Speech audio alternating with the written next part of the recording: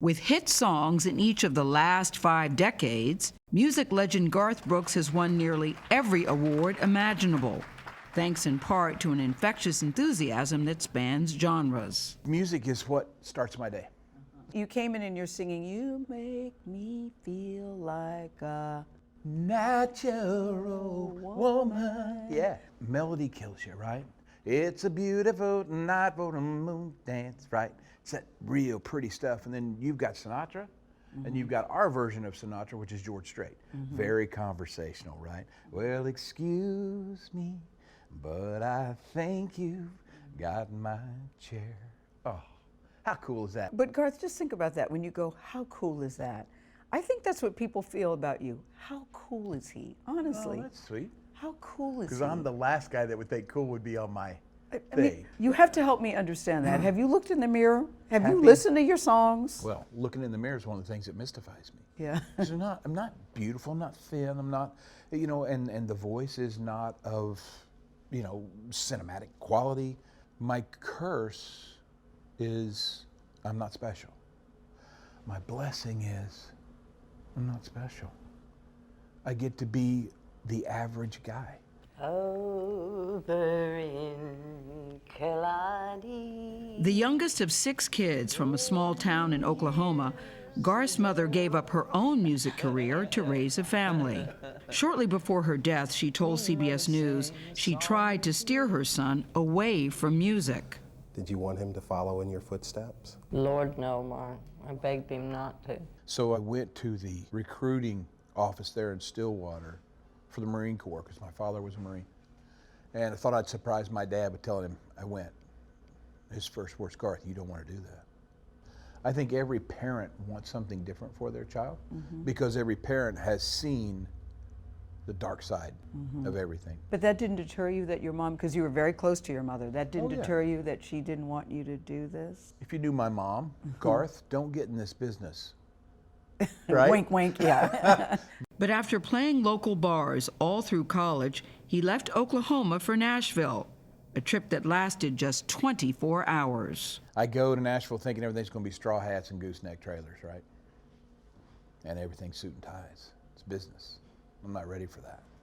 Back home, Brooks married his college sweetheart, Sandy Mall, got a band together, and on his second trip to Music City, he landed a record deal in less than a year. His first record went gold, and his career took off. In the 90s, Garth, you were unstoppable.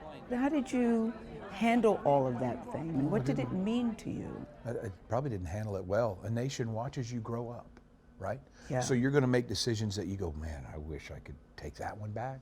But the truth is now, if changing anything then meant any part of now would change, no thank you. Brooks embraced that philosophy on life from one of his earliest hits. The dance, 1,000 people can hear it, and each one will take whatever it is to them from that song. It's sweet. So there's the blessing and the curse. Yeah. The blessing is you found the song that defines you. Some artists never get to. The curse is it was way back off that first record.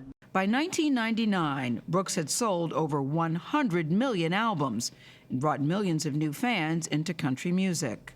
But with his marriage falling apart, he announced he would be walking away. Once children come into the mix, children take the lead. That's it. They didn't want to come in this place. It wasn't their choice. We brought them in. So even though Sandy and I were not going to be able to complete our marriage, we still had our children to raise. The country music audience has given you everything. Now you just simply ask them, I'm going to go home and raise my babies. The big surprise was never ever thinking you're going to get to be let back in. You know, it does seem to be a recurring thing with you that you seem to feel lucky or surprised that people show up. Do you still feel, I mean... Yeah, because when you don't know why they show up, you don't know if they'll show up again. Were you nervous when you came back after 14 years? I would love to have been at that first show. Scared to death. You were scared? Oh, scared to death, and the people were so sweet. But Garth, they let you back in. Oh my God, did they ever? In a big, big, big way. You go on tour and the sales go through the roof after 15 years. You were Miss Garth Brooks. Country is the best place to be because, one, you have the most loyal audience there can possibly be, and they will wait for you, right? And there began my life. Your kids are all out of high school. Yeah. You're with the love of your life, and this is the rest of your life as far as you can see. What gets better than that? Yeah. That love is his wife and fellow country singer Trisha Yearwood.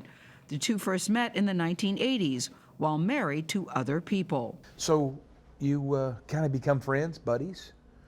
Every time she comes in to sing on every record, you know, you start getting kind of sweaty and you just love the way she smelled. How does she smell? That's such a loving thing to say. She smells like nothing's impossible. She really does. Despite all his success, Brooks isn't ready to slow down.